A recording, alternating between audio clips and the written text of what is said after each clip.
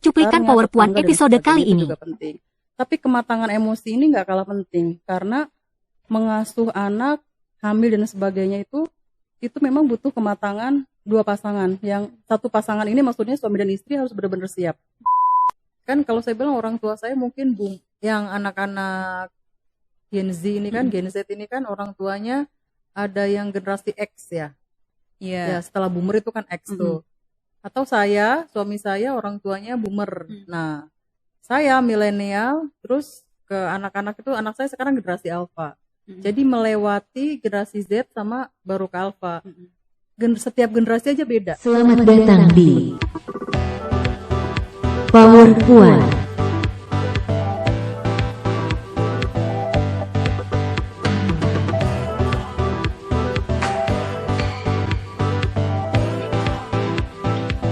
Halo Sobat Puan, ketemu lagi bareng Power Puan di sini. Kali ini bersama aku Giska.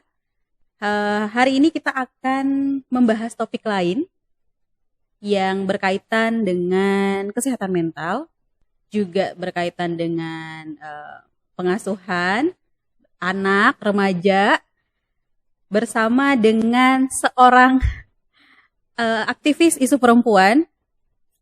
Juga beliau juga magister psikologi yang juga pernah menjadi koordinator pengaduan di Komnas Perempuan dan pernah menjadi pegiat pengasuhan dan pendidikan keluarga. Sudah ada Mbak Hoirunisa Marzuki di sini. Halo dan teman-teman semuanya, Sobat Puan. Ya, benar. Mbak Nisa sehat? Sehat, alhamdulillah. Sehat dan bahagia. Oh, wow. Itu sih yang penting. Iya, bahagia ya. Bahagia. Benar. Mbak Nisa, boleh ceritain dikit nggak pengalaman-pengalaman yang tadi disebutkan itu? Ya. Tadi sebenarnya saya bilang sehat dan bahagia karena saat itu kadang orang cuma ngomongnya fisik. Padahal kondisi kisahnya kadang nggak diterangin tuh gitu kan. Jadi aku bilang sehat dan bahagia karena bahagia itu kan salah satu emosi. Oke, pengalaman aku pernah di Komnas Perempuan 8 tahun, koordinator pengaduan. Jadi kebayang kalau 1 tahun itu pengaduan itu sekitar 1.000 lebih. Jadi kalau 8 tahun udah kebayang berapa banyak pengaduan di Komnas Perempuan. Aku mengalami burnout, jadi saya resign waktu itu. Saya milih kemudian pindah dari Jakarta di Bekasi. Saya punya anak 3. Karena punya anak, jadi orang tua harus belajar juga. Nggak cukup bekalnya, kita belajar soal isu perempuan. Ternyata penting juga kita belajar soal pengasuhan dan pendidikan keluarga. Gitu.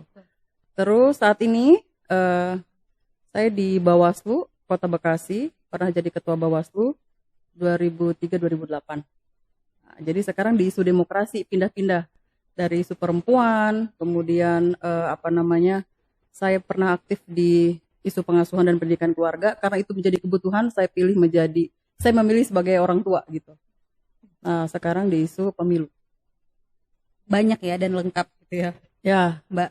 Ya, tapi masih terus belajar. Betul, harus sih. Sebagai orang tua gitu. Betul. Ya. Nah, sekarang mungkin kita masuk pertanyaan pertama nih. Boleh. Ini ngomongin orang tua. Sebenarnya apa yang harus dipersiapkan sebagai orang tua? Sebagai orang tua. Kalau kita ngomong peran nih, saya ini jadi anak. Ini sebenarnya selamanya, ya nggak? Saya ini selamanya jadi anak, ya, karena kita punya orang tua. Ketika kita memilih orang tua, orang mau bikin nyetir aja, ada ininya kan, harus punya SIM gitu ya, bahwa dia emang bisa nih gitu, jadi driver. Tapi kalau orang tua itu seringkali orang belajar dari pengasuhan orang tua sebelumnya. Jadi nggak ada tuh pendidikan khusus, misalnya kita belajar menjadi orang tua. Di pendidikan sekolah dan sebagainya. Jadi umumnya orang itu belajar dari pengasuhan sebelumnya. Misal Giska sebelumnya dapat perlakuan, dapat pengasuhan dari orang tua yang biasanya itu akan diturunkan ketika misalnya Giska akan memperlakukan anak-anak. Atau memilih misalnya kemudian memilih menikah, memilih punya anak, itu bisa akan diturunkan. Jadi padahal setiap anak itu kan beda zaman. Beda kebutuhan, ya kan? Bahkan sebenarnya setiap keluarga mungkin secara spesifik juga berbeda. Dari pekerjaan orang tuanya, dari lingkungan, dari sosial gitu ya. Dan tentu saja kalau kita ngomongin sekarang, anak-anak generasi yang sekarang itu kan berbeda dari orang tua. Tapi seringkali pengasuhannya sama gitu, karena belajar dari sebelumnya. Yang paling dibutuhkan setelah saya belajar ya, punya anak 1, 2, dan 3, itu sebenarnya kematangan emosi. Ya, tentu saja kalau misalnya kita ngomongin finansial, itu penting banget. Karena kan kalau orang hamil, kalau orang punya anak dari persiapan butuh perawatan, butuh vaksin, butuh ke dokter, butuh dan sebagainya, itu finansial pasti. Bahkan kadang disiapkan juga, orang yang sering lupa, bisa jadi ada kejadian-kejadian khusus gitu ya, yang memang itu dibutuhkan. Itu kondisi-kondisi kehamilan. Saya dulu waktu hamil tuh memastikan, ini saya hamil nih bakal melahirkannya gimana, karena pasti harus keluar kan. Iya, betul. Ini normal atau sesar misalnya. Jadi saya juga harus memastikan ke suami, ini ada kondisi-kondisi misal kerentanan saya secara fisik gitu kan, mungkin berbeda dengan perempuan yang lainnya. Atau bahkan misalnya air ASI-nya nggak keluar dan sebagainya gitu. Nah, kemudian juga kemudian juga secara sosial ya, rumahnya nyaman apa enggak untuk ibu hamil, tempat pekerjaannya, lingkungan sekitarnya, tetangga dan sebagainya, itu juga penting. Tapi kematangan emosi ini nggak kalah penting, karena mengasuh anak, hamil dan sebagainya itu memang butuh kematangan dua pasangan. Yang satu pasangan ini maksudnya suami dan istri harus benar-benar siap. Kebayang nggak? Maksudnya saya menikah dengan orang yang bertemunya udah dewasa. Saya mungkin punya pengalaman masa lalu, ya nggak? Suami saya punya pengalaman masa lalu juga ketika dia diasuh sama keluarganya.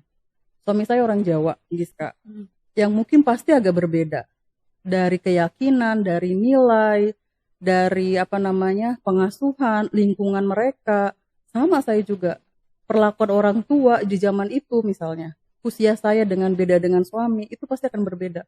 Dan emosi kami, cara kami ngambil keputusan bisa jadi berbeda. Nah, jadi kematangan emosi, finansial, secara psikologis tentu ya, secara sosial itu juga penting, harus disiapkan.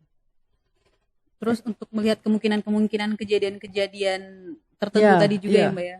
Misalnya contoh, ini saya punya suami yang memang buat saya perayaan itu penting. Kalau saya ulang tahun, orang tua saya ngucapin, kakak saya ngucapin, saya dikasih small gift misalnya gitu ya, hadiah-hadiah. Sementara suami saya di keluarganya nggak ada. Ketika saya menikah, kok saya ulang tahun kok nggak ada surprise gitu.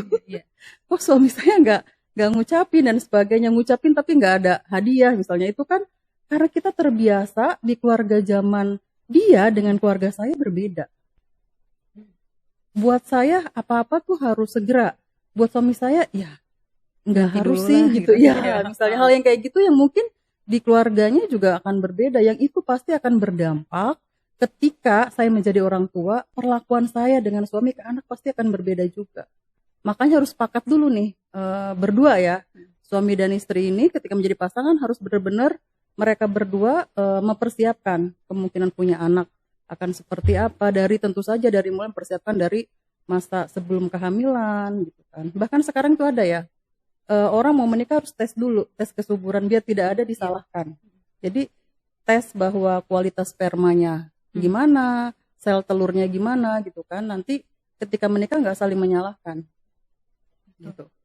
Jadi kesiapan tadi yang emosi, psikologi, sosial, finansial tuh kedua belah pihak ya. Iya, harus siap. Si pasangan ini dua-duanya. Ya, harus jadi dibicarakan. Nggak hanya perempuannya aja nih. Betul, ya, Mbak? Betul. Ini kalau misalnya kita lihat sekarang tuh kan ada orang yang suka nge-share nih cara parentingnya di sosial media. Terus tiba-tiba ada yang komen nih harusnya anaknya diginiin nih, harusnya anaknya diginiin nih gitu. Apakah sebenarnya memang dalam bentuk pengasuhan itu ada standarnya sendiri Mbak? Atau gimana? Jadi sebenarnya saya pernah aktif dalam komunitas namanya Rangkul, relawan keluarga kita. Itu adalah komunitas para orang tua yang mau belajar soal pengasuhan dan pendidikan. Itu hampir ada di seluruh kota-kota besar yang ada di Indonesia ya, yang sekarang sudah mulai juga menyeluruh. Jadi saya belajar.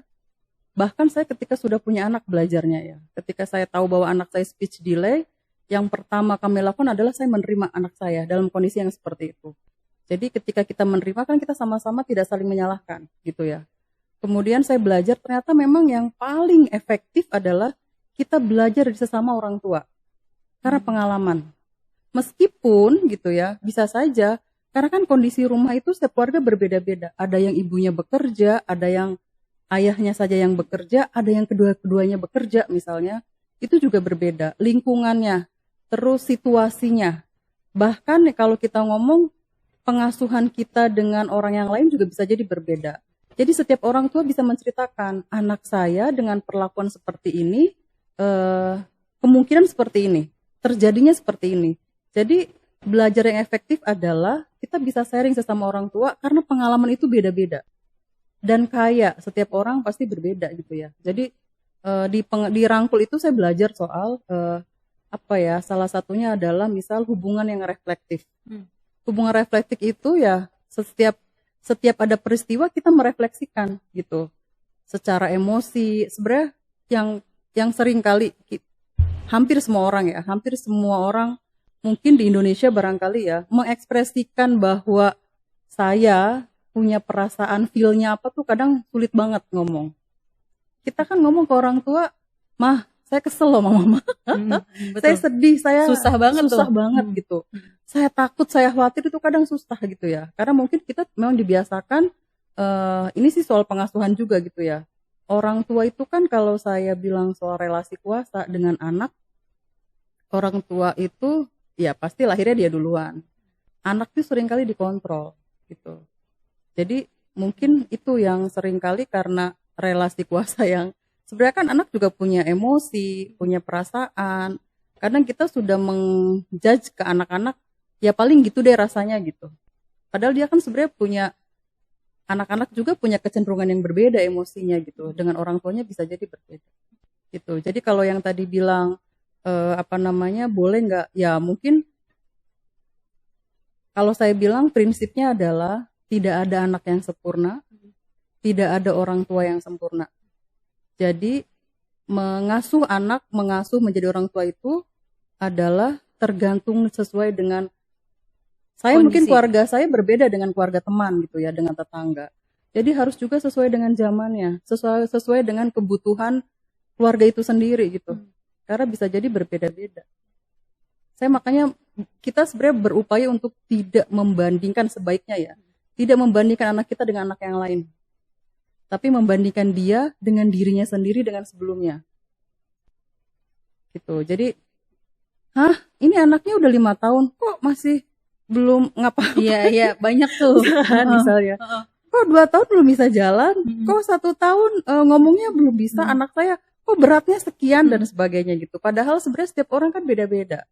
Jadi, kalau membandingkan harusnya dia bukan dengan orang lain, bukan dengan anak lain, tapi membandingkan dia dengan sebelumnya. Jadi anak saya speech delay waktu TKA, pas di TKB teman-temannya semuanya udah bisa belajar, udah bisa membaca gitu ya. Anak saya gurunya bilang, Bunda, ini Raga mungkin di kelas satu-satunya yang belum bisa membaca. Teman-temannya sudah bisa membaca. Saya bilang, anak saya bisa ngomong aja udah bersyukur. Karena sebelumnya dia speech delay, sekarang lagi berlatih. Saya nggak perlu bandingkan dengan teman-teman di kelas dia gitu. Dia sudah bisa bergaul, dia happy mau berangkat sekolah, dia udah bisa ngomong apa yang dia mau, yang dirasakan. Buat saya itu jauh lebih perkembangannya itu udah buat saya sangat bersyukur dan udah happy gitu ya. Jadi saya nggak perlu bandingkan dengan teman-temannya gitu. Berarti memang kan setiap kayak Mbak Nisa bilang tadi, setiap pengasuhan dan pola itu tergantung kebutuhan di rumah dan kondisi dalam keluarganya. Jadi memang nggak bisa nih kita kasih standar sendiri untuk lihat pengasuhan orang lain gitu ya Mbak. Terus sebenarnya kayak tadi juga nih aku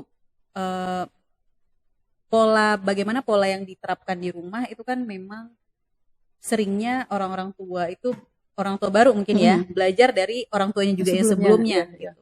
Nah sejauh mana sebenarnya kita boleh memfilter pola pengasuhan orang tua kita yang lama ini? Ya, kalau saya belajar bahwa yang baik boleh dilanjutkan, yang nggak baik ya tentu itu yang menyakitkan peristiwa itu ya baiknya yang bikin trauma itu jangan dilanjutkan.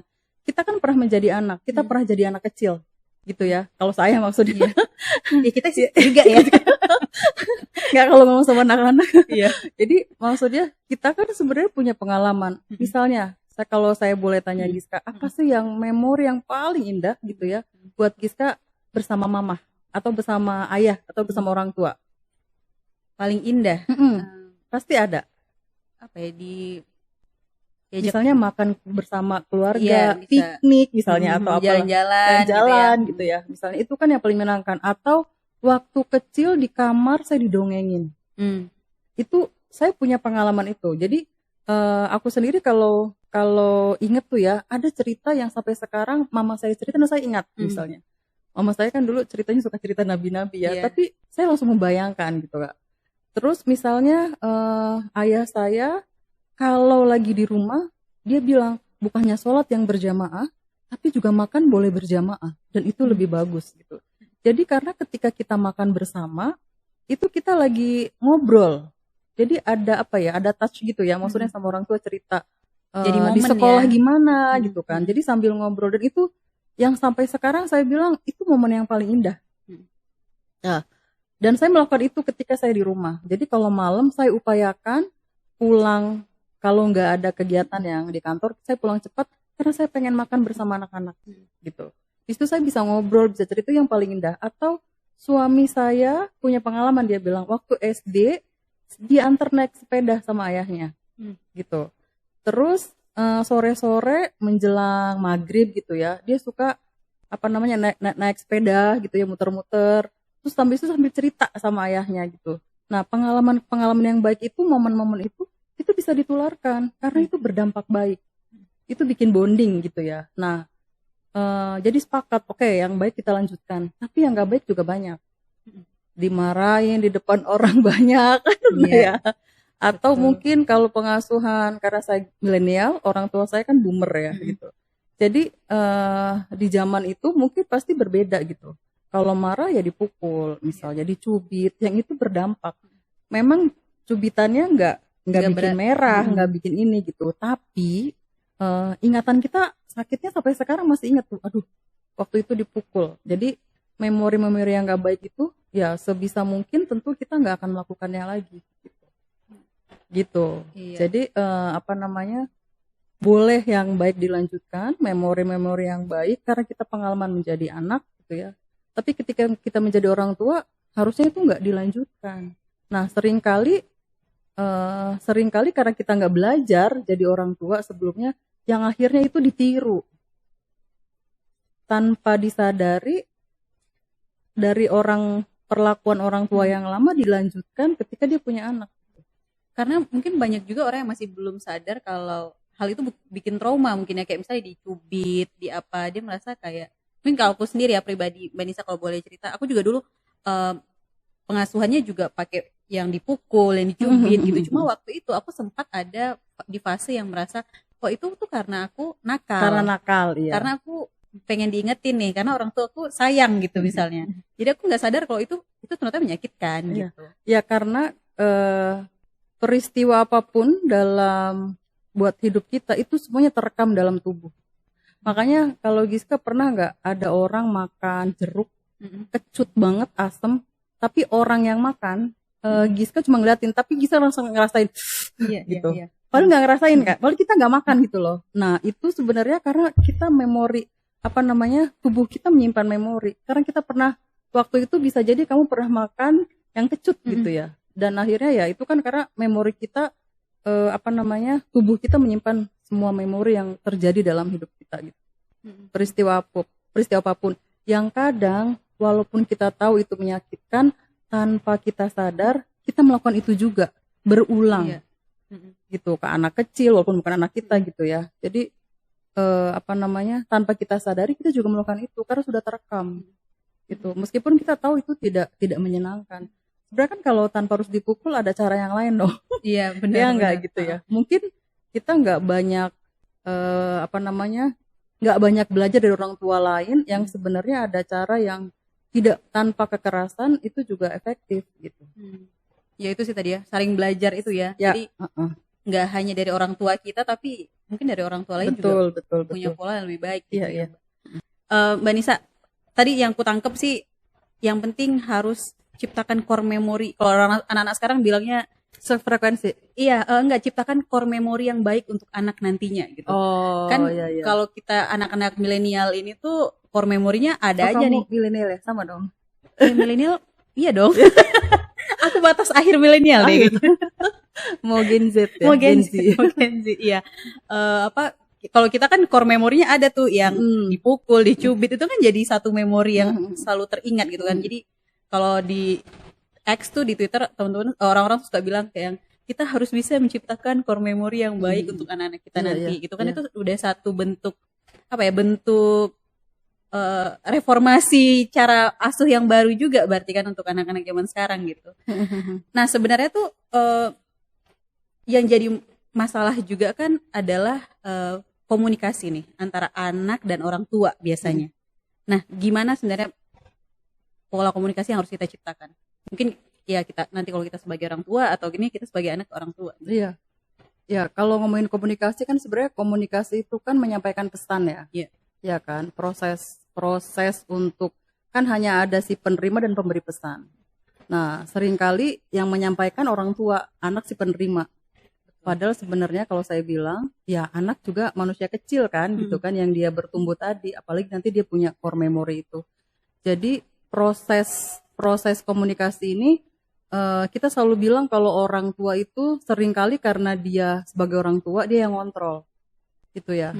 Padahal sebenarnya kan anak-anak juga dia sama, kan dia punya feeling, dia juga bisa menyampaikan, dia punya kebutuhan gitu ya.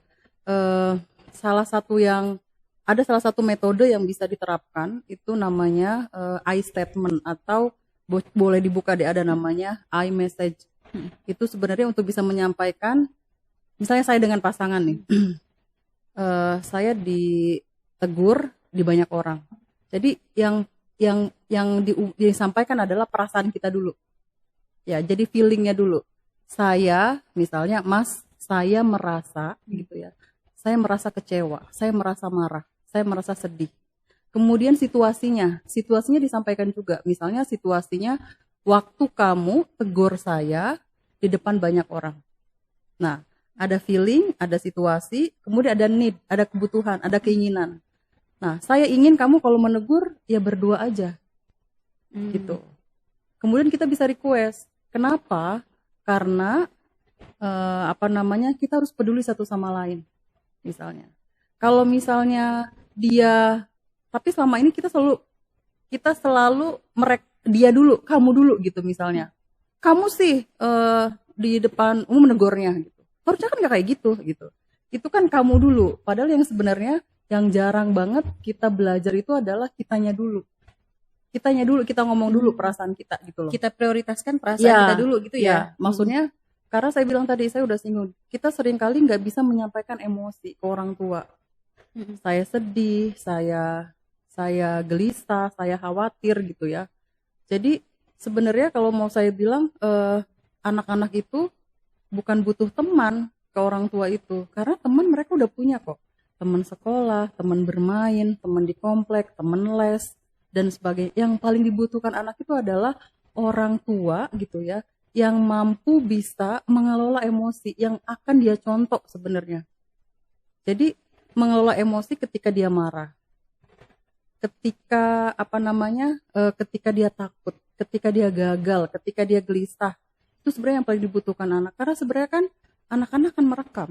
Tadi bilang ada core memory itu ya, mereka akan merekam bagaimana orang tuanya bisa menyampaikan perasaannya, dan itu juga akan disampaikan.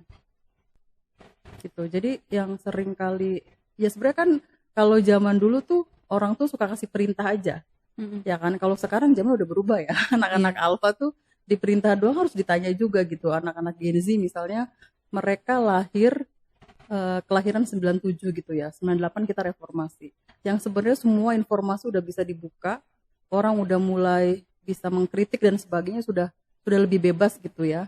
Jadi anak-anak yang lahir di anak-anak Gen Z itu ya, paling anak alpha sekarang, informasinya udah cukup lengkap gitu loh. Mereka bisa dapat dari mana aja informasi itu. Makanya tentu saja akan berbeda pengasuhannya juga. Kan sebenarnya tinggal diajak ngomong, berdialog aja. Saya juga sering nanya kok ke anak-anak, seneng gak sih punya anak, punya ibu? Ya punya ibu kayak aku misalnya. Apa sih yang dibanggakan? Apa sih, ya kan nggak apa-apa juga. Karena sebenarnya nggak selalu benar loh orang tua itu gitu.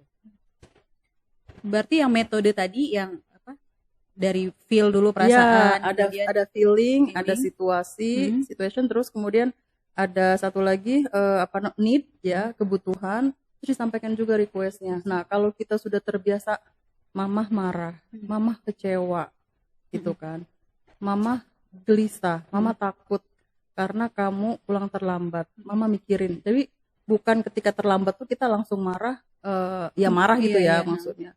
Kamu sih gini-gini gitu. Itu kan sebenarnya ya disampaikan dulu emosi kitanya apa gitu. Karena sebenarnya kan kalau komunikasi kan soal menyampaikan ini aja ya, menyampaikan pesan, keterima nggak pesannya. Kalau misalnya pesannya disampaikan tapi caranya nggak tepat juga, kan ada cara, ada tujuan gitu.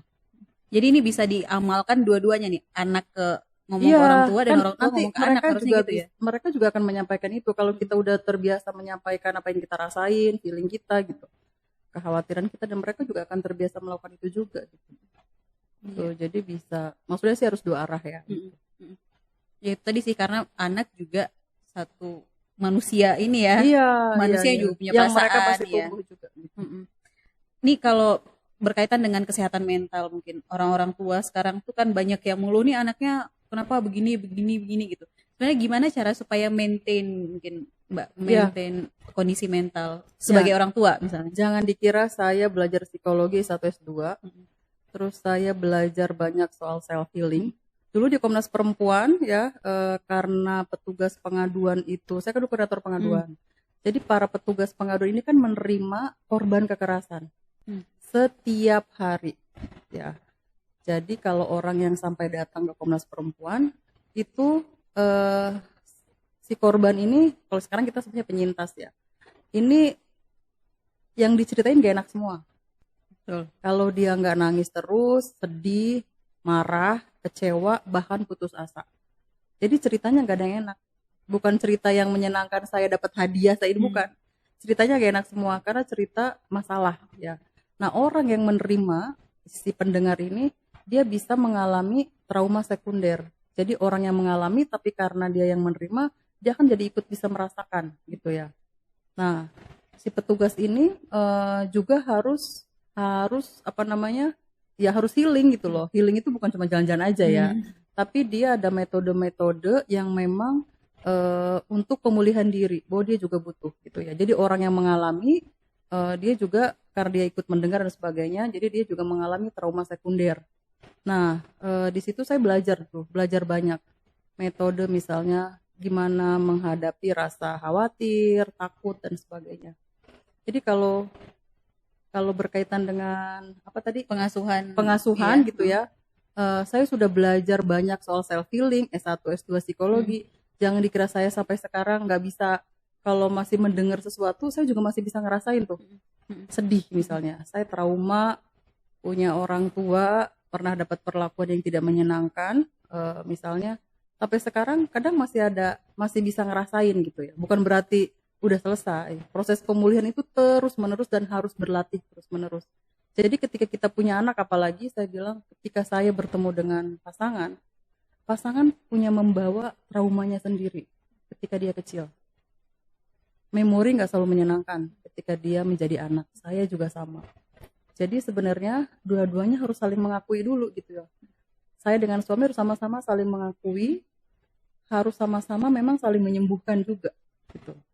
Saya pernah berada di posisi yang saya butuh jeda dan memang saya butuh disupport gitu sama pasangan. Apalagi saya dengan anak-anak, pasti saya juga nggak bisa gitu ya. Maksudnya memang kondisinya memang saya lagi butuh jeda, itu disampaikan. Nah, bahkan ada ya, peran saya ini kan banyak, pasti Giselle juga banyak gitu, sebagai ibu, sebagai pasangan. Persoalan tidak hanya dengan anak ya, tapi dengan pasangan juga ada. Iya. Saya sebagai atasan karena saya punya bawahan, tapi saya juga punya pimpinan gitu. Saya sebagai atasan, sebagai bos gitu ya, sebagai bawahan, kemudian saya sebagai tetangga, saya sebagai apa lagi, sebagai anak. Saya punya orang tua, sebagai ipar, ya kakak dan adik ipar. Saya punya adik juga, jadi saya sebagai kakak. Jadi karena peran saya banyak, persoalan bisa mungkin sangat banyak, ya kan. Tapi kan anak-anak nggak tahu persoalan ibunya apa. Di kantor lagi dimarahin nih, gitu. Tapi ketika pulang kan, ya dia taunya kamu ibu saya gitu. dengan segunung persoalan yang lagi di apa sih persoalan itu. Bahkan kalau butuh waktu sejenak harusnya bisa bisa apa namanya apa ya bisa keluar dulu gitu. Jadi saya punya kawan yang keluarganya tetap dia stabil gitu ya, bukan berarti nggak punya masalah. Jadi kalau dia lagi marah banget apa sih di kantornya gitu ya, dia nggak langsung pulang ke rumah, dia butuh di tempat ngopi sekitar 15 menit, bener-bener meredakan dulu. dia. Jadi karena dia berupaya untuk ketika di rumah saya nggak bawa persoalan itu gitu. Dan itu lebih baik karena kan yang bisa mengukur dia. Saya nggak mau karena kalau masih kondisi yang masih emosi dan marah banget, ketika saya sampai rumah tuh kebawa gitu. Saya marah sama rekan kerja, di rumah ada anak cuman salah sedikit gitu ya langsung dibentak ya. Jadi bahasanya kalau sekarang ada pelampiasan gitu ya. Nah mungkin itu juga penting. Saya lagi kondisi baik-baik aja nggak gitu. Kalau saya lagi nggak baik-baik aja ya disampaikan ke pasangan. Tentu sebenarnya ke anak-anak juga bisa. Tapi harus karena anak-anak kan nggak tahu kamu di luar itu ngapain aja gitu. Masalahmu di luar sana apa aja gitu. Jadi kalau butuh jeda ya sampaikan aja gitu. Karena jangan sampai berdampak persoalannya dengan orang lain, tapi kemarahannya di anak-anak yang sebenarnya anak-anak nanti mengalami trauma. Karena sebenarnya akarnya bukan dengan anak-anak misalnya gitu. Betul. Jadi harus dikelola juga. Jadi bisa jadi juga tindakan-tindakan yang dilakukan ke anak itu sebenarnya mungkin dari emosi yang belum selesai di Betul. luar ya. Bahkan banyak nih ya, saya pernah menemukan dia selalu marah ke anaknya, si istrinya ini, padahal anaknya nggak bersalah. Sebenarnya karena dia marah sama suaminya, misalnya gitu. Sama, kadang suami juga marah ke istri gitu ya, tapi marahnya ke anak-anak. Jadi kadang-kadang anak yang dijadiin korban gitu. Gitu juga sih. Sebenarnya bukan jadi sasaran aja gitu. Jadi ya salah satu supaya nggak burn out juga di rumah, Betul, mungkin betul. dikomunikasikan Ya. dengan pasangan, kondisi kita sebenarnya, kondisi mentalnya gitu ya, Mbak. Terus selesaikanlah yang di luar dulu baru masuk rumah nih. Betul, gitu. betul. Jadi kalau kalimat kata aja kan ada jeda ya baru bisa jadi kata kalau nggak salah gitu. Iya. Ya nggak ada koma untuk bisa jadi kalimat misalnya. Jadi ya sama sih hidup kita juga kayak gitu kan. Dia butuh koma, butuh jeda. Jadi biar jadi kata kan harus ada Harus spasi istirahat gitu. dulu nih sebentar. Tapi sebenarnya orang tua ke anak tuh boleh nggak menuntut gitu? Kayak Mbak misalnya kayak nih sekolah kelas 2 harus juara 1 nih. Oh gitu. ya. Atau apa gitu? Boleh nggak kira-kira? Kalau saya bilang, nih ini apa namanya mindset saya ya. Anak itu punyanya hak, orang tua yang punya kewajiban. Ya, jadi kalau dia punya hak ya memang hak. Jadi kita itu kan ketika kalau saya bilang ketika saya memilih punya anak, jadi saya harus persiapkan semuanya. Dari mulai diri saya sendiri untuk pasti akan ditiru sama anak-anak. Kemudian saya juga ya pasti dari dirinya sendiri dulu. Terus ya fasilitas itu kan penting ya. Gitu. Masa kita niat punya anak ya anak. Dulu saya waktu punya anak pertama, kalau saya sih memilih punya ini anak 3. Ini gimana ya? Biar dia nggak jadi individu gitu ya. Iya. Maksudnya biar dia mungkin banyak orang yang berhasil punya anak tunggal yang dia bisa sharing dan sebagainya gitu. Menurut saya butuh teman misalnya. Itu pilihan ya maksudnya. Jadi punya anak 2 gitu. Ternyata nambah satu lagi saya bilang ini kalau voting agak susah nih. saya belajar di isu demokrasi sekarang. Jadi karena saya juga membiasakan mereka juga ketika punya keinginan disampaikan. Bahkan saya punya disiplin positif ya ke anak-anak itu dengan membuat kesepakatan. Saya punya aturan, tapi aturannya dibuat bersama. Oke. Ya, jadi saya bilang ke anak-anak, yuk kita punya aturan di rumah ini. Karena rumah ini misal contohnya, rumah ini bersih kewajiban siapa? Kan kita tinggal di sini, kita nyaman nggak kalau ada sampah? Oke, jadi yuk kita rapat membuat aturan bersama yang semuanya ditandatangani oleh anak-anak juga. Iya. Misalnya kayak gitu. Jadi sebenarnya orang tua seringkali membuat aturan, ngasih perintah gitu ya. Sementara sebenarnya anak-anak nggak didengar dia juga maunya apa. Tapi kalau dilibatkan, dia merasa berarti juga ada pengakuan gitu. Akhirnya semuanya kita ngomongin Giska waktu itu saya bikin peraturan yang anak-anak saya tanda tangan semuanya, saya juga tanda tangan. Waktu itu saya masih punya yang bantu ngasuh di rumah gitu ya si Mbak itu juga tanda tangan. Jadi kalau misalnya salah satunya buang sampah di tempat sampah. Jadi bekas sampah siapa nih? Kalau bekas anak-anak saya ya jangan si mbak yang naruh gitu. Dia harus si anaknya. Jadi kalau mereka belajar komitmen juga gitu. Dan itu ya tentu saja pasti akan terbawa ya. Karena itu membiasakan dari rumah. Jadi emang ya mungkin bukan tuntutan ya. Jadi kayak kesepakatan bersama mungkin Ya. yang sesuai dengan kemampuan dan memang anaknya juga mau gitu ya. Ya kalau menuntut anak harus jadi juara dan sebagainya sih, kalau menurut saya ya itu sebenarnya sih mungkin harus sering dialog aja yang dibutuhkan anak apa.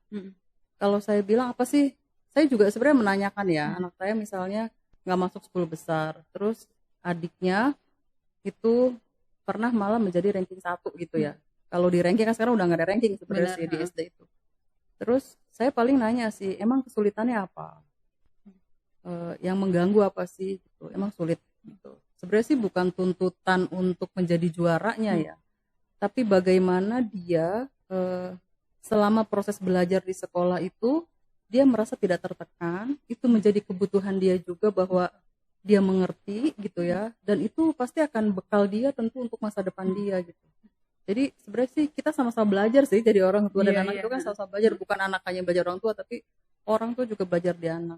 Saya justru melihat pelajaran itu kan udah banyak beda ya sekarang dengan anak-anak. Saya juga sering kali diajarin gitu sama anak-anak saya. Jadi ya bukan tuntutan harus juaranya gitu ya, karena target saya dia senang melakukannya, dia tidak tertekan, dan saya meyakinkan bahwa ini penting untuk dia, untuk masa depan dia. Ketika dia paham dan mengerti, ya karena kadang guru itu kan menilainya dari nilai ya, dari angka-angka dapat 190 gitu. Tapi kan ada hal yang nggak dinilai sama gurunya, bahwa dia di rumah buat saya suka naruh anduk dari menjemur anduknya sendiri, bangun tidur langsung selimutnya dirapikan sendiri. Buat saya itu sangat baik gitu loh, bahwa dia membiasakan kemandirian yang nggak dinilai sama gurunya. Dia selalu sopan ngomong ke orang lain, dia penyayang binatang misalnya, yang itu nggak dinilai sama gurunya. Gurunya hanya menilai UTS, UAS gitu betul. Dibagi jadi jumlahnya sekian gitu. Itu kan baru angka ya gitu. Tapi nilai-nilai dia di rumah yang dia komitmen, dia konsisten, dia menghargai yang tua, dia sayang sama binatang sebagainya, semua makhluk yang dia sayang itu kan nggak dinilai gitu. Jadi bukan rankingnya barangkali ya, tapi mungkin hal-hal yang lain yang buat saya menjadi orang tua tuh di situ. Itu sih mungkin yang harus, mungkin orang-orang tua yang lain mungkin juga mesti mesti aware juga, maksudnya anak tuh juga yang harus diperhatikan gimana perkembangannya di mungkin sosialnya atau pencapaian-pencapaian di nilai-nilai yang lain itu. Ya target gitu. orang tua beda-beda. Iya benar sih. Mungkin bisa sharing juga nanti. Cuma tuh karena tuh banyak yang sharing tuh sekarang ya, mungkin kalau di zamanku dibesarkan itu memang tuntutannya tuh kayak gitu tuh Mbak. Kayak misalnya nih di sekolah lomba lari harus nomor 1 nih gitu. Padahal kita udah capek banget nih lari gitu kan. Terus kalau lomba kan emang nyari yang terbaik benar sih. Lomba itu nyari yang terbaik. Kompetisi. Kalau dilombakan. Tapi kan saya bilang sekolah itu bukan dia berlomba dengan teman-temannya kan. Tapi kan itu bekal dia di kemudian hari. Makanya saya bilang buat saya dia dengan dia yang sebelumnya gitu. Yang dulu nggak ngerti sekarang ngerti gitu. Jadi saya menghargai pencapaian-pencapaian yang dulunya nggak rapi sekarang lebih rapi, yang dulunya bangun susah sekarang bangun lebih lebih pagi dan bisa gitu ya. Jadi buat saya itu pencapaian gitu ya, yang mungkin buat target kalau lomba kan emang harus ada juara satu. Harusnya tadi nggak lomba sih yang aku bilang. Tapi sekarang tuh udah bagus kok, di Indonesia udah nggak ada, di kita tuh dulu ada ranking ya. Betul masih nih. Saya punya anak nih yang terakhir namanya Raga katanya kamu ranking 1, aku bilang. Karena kan sebenarnya nggak ada ranking, tapi saya tanyakan dia yang terbaik kalau dilihat dari angka-angkanya. Terus anak saya bilang, mudah-mudahan sekelas aku semuanya ranking 1 ya. Maksudnya buat dia tuh kalau saya senang, saya pengen anak teman-temanku juga senang semua gitu. Padahal kan ranking nggak mungkin 1 semua, tapi ya udahlah. Iya sih, ya itulah mungkin pencapaian lain itu harus dilihat juga gitu. Nah gitu kayak tadi nih. Di zamanku masih ranking-rankingan nih, sekarang di zaman anak ketiganya Mbak Nisa udah nggak ada lagi gitu. Nah sebenarnya apa lagi hal yang maksudnya perbedaan pola asuh dari generasi ke generasi itu sebenarnya terlihat besar atau enggak sih Mbak? Maksudnya Oh iya, bedanya beda banget, jauh banget beda apa gimana? banget. Kan kalau saya bilang orang tua saya mungkin yang anak-anak Gen Z ini kan, Mm-mm. Gen Z ini kan orang tuanya ada yang generasi X ya. Ya, Iya. setelah boomer itu kan X tuh. Atau suami saya orang tuanya boomer. Mm. Nah, saya milenial, terus ke anak-anak itu anak saya sekarang generasi Alpha. Mm-mm. Jadi melewati generasi Z sama baru ke Alpha. Mm-mm. Setiap generasi aja beda. Iya. Ya. Perkembangan Perkembangan teknologi juga teknologi. dan sebagainya. Ya, anak saya itu saya suka bilang ya ke anak saya namanya kan jiwa-jiwa chat nenek sekarang gitu. Terus abis di chat langsung dilepas lagi. Loh, kok apa sih udah balas belum? Ya, typingnya aja 2 menit kata dia gitu kan. Ntar balasnya. Jadi dia tahu tuh lama. Bahkan anakku suka nanya, kenapa ya jalannya kok lama banget neneknya gitu kan. Ya memang begitu kan. Jadi kalau anak-anak sekarang kan dia, anak saya 8 tahun pertama kali buka Zoom udah ganti background. Udah bisa ya. Udah bisa Iya. gitu kan. Kita belajar dulu kan. Benar. Sama ya. Iya. Jadi ada yang memang saya waktu jiwa 9 tahun saya pernah kesel kan karena dia jarang keluar komplek ya. Maksudnya jarang lah, apalagi waktu itu lagi Covid ya. Jadi saya bilang, kok ngapain sih buat saya tuh ngapain di dalam kamar terus gitu loh. Dan itu nggak seru gitu. Kan kau bisa berkeringat keluar rumah gitu loh, main apalah gitu kan. Kalau mama dulu misalnya ya, dulu tuh ya lari-lari apalagi itu menyenangkan banget, seru banget tuh, kamu nggak seru sih gitu. Terus dia langsung ngeliatin kan, emang kalau mama hidup umurnya 9 tahun di zaman sekarang emang yang seru apa? Kan enggak, maksudnya tuh mungkin tinggal saya kan di desa ya, main di sawah, main di kebun gitu, naik panjat pohon. Sekarang di komplek pohonnya juga nggak ada. Jadi dia bilang, emang yang seru apa? Kalau sekarang Covid, dia bilang kan, lagi Covid, terus mama umur 9 tahun, emang yang seru apa? Gitu. Jadi kan saya juga pengen nanya, ini dia kan mainnya Roblox sama Minecraft ya. Buat dia itu seru. Jadi pas saya coba pernah beberapa kali tuh saya tiba-tiba matiin wifi ya, karena memang ini kok waktunya udah habis mainnya. Terus dia cemberut, dia bilang itu merusak pertemanan aku karena aku nggak pamit sama teman-teman gitu. Jadi yang sebenarnya nggak individu juga anak-anak itu gitu ya. Kita membayangkan karena dia main game terus online, dia tuh jadi anak individual, enggak juga. Dia ternyata berkolaborasi juga setelah saya coba mendengarkan dan ikut main bareng. Jadi dia ternyata Minecraft itu ada kreativitas. Roblox itu dia bertemu dengan banyak negara gitu, teman-temannya gitu. Jadi kalau buat mama seru itu main di sawah, teriak-teriak gitu ya, main karet lah apalah gitu. Dulu ya. Tapi kan buat saya seru di zaman sekarang. Umur saya 9 tahun, saya udah punya laptop. Saya udah punya kenal beberapa teman-teman dari berbagai negara. Zaman mama bisa nggak? Dia bilang. Jadi keseruan itu ternyata beda setiap generasi. Buat kita apaan sih gitu kan? Iya. Ternyata buat dia itu seru. Jadi tentu saja saya bilang setiap generasi berbeda. Jadi generasi itu kan yang membedakan 2 ya. 1 tahun kelahiran, yang kedua ada peristiwa apa, kejadian apa ketika dia lahir itu secara sosial dan politik gitu ya. Jadi misalnya saya lahir kalau tahun 80-an kan masih zaman Orde Baru ya gitu. Dimana zaman Orde Baru kan kita nggak biasa ngomong kritis dan sebagainya. Nah anak-anak Alpha kan udah berubah ya. Luar biasa. Semuanya sih, serba terbuka. Akses banyak tuh. Kalau kita larang misalnya, ya dia tentu saja bisa dapat informasi yang lebih banyak dari apa namanya secara online gitu ya, dari Google dan sebagainya. Jadi pengasuhannya pasti akan berbeda juga gitu. Kita nggak bisa tuh ngasih perintah-perintah aja misalnya, karena dia udah mulai kritis kok. Bahkan banyak informasi yang anak saya lebih paham, yang tahu, justru kadang dia dulu gitu.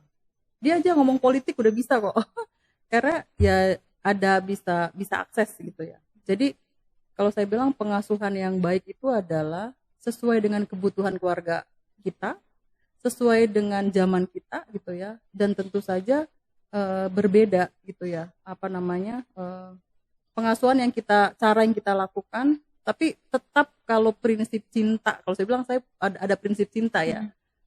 Cinta itu lebih ke apa ya? Kita punya impian buat anak-anak di masa depan. Jadi makanya yang kita terapkan bukan yang selalu yang kita lakukan untuk anak-anak itu adalah bekal untuk dia di kemudian hari. Kita punya mimpi yang lebih panjang dengan dia. Itu sih. Jadi emang sebenarnya yang buat beda antar generasi itu emang biar perkembangan zaman juga lah ya, ya Mbak ya. Dan mungkin itu juga yang buat kita nggak boleh naruh standar ya. Kayak misalnya, nih kok kata ibuku harusnya begini misalnya gitu. Atau kalau standar dulu orang kerja PNS sama di bank. nah iya betul yang kayak gitu kan. Jadi dokter misalnya. Hampir kan ada zaman di mana ya semua anak-anak tuh cita-citanya pengen jadi dokter. Kalau sekarang Kita kan tuh itu. kalau sekarang kan YouTuber, Benar, vlog atau Iya, apa iya. gitu loh. Jadi udah beda juga gitu. Jadi nggak bisa dipaksain cita-cita ayahnya pengen jadi TNI itu nggak kesampaian, jadi anaknya dipaksa untuk jadi misalnya gitu kayak gitu. Jadi Iya. sebenarnya kan karena generasinya berbeda, ya mungkin ya zamannya juga berubah gitu. Harus bisa Situasinya. disesuaikan juga ya. Makanya setiap orang tuh selalu bilang, iya ya anak sekarang mah begini nggak kayak zaman dulu misalnya. Menurut saya setiap orang tuh pasti akan bilang begitu kalau dia nggak belajar. Orang tua saya ngomong begitu ke saya juga bisa ngomong begitu ke anak saya gitu. Jadi karena memang anaknya nggak ngikutin gitu loh. Kalau dia ngikutin perkembangan, dia update juga, mungkin dia ngikuti situasi yang terus berkembang, mungkin nggak akan ada bahasa seperti itu. Karena sebenarnya ya setiap anak itu kan lahir dengan situasi kondisi sosial yang berbeda, ya tentu dengan generasi dan kelahiran yang itu juga gitu berbeda juga. Mungkin itu nanti akan kita highlight ya. Oh, iya. Anak ada di kondisi yang berbeda. Iya, gitu. iya. Nah sekarang nih terakhir Mbak Nisa, pesan mungkin ya untuk mungkin orang tua baru atau yang akan menjadi orang tua gitu. Orang tua baru, saya juga masih ini sih. Iya masih baru. Ya kalau saya bilang tidak ada orang tua yang sempurna, tidak ada anak yang sempurna. Jadi orang tua harus belajar, anak juga harus belajar.